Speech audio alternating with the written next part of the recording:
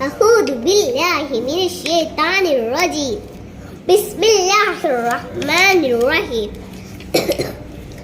الحمد لله رب العالمين الرحمن الرحيم مالك يوم الدين إياك نعبد وإياك نستعين اهدنا الصراط المستقيم صراط الذين أنعمت عليهم غير المغضوب عليهم ولا الضالين ആമീൻ.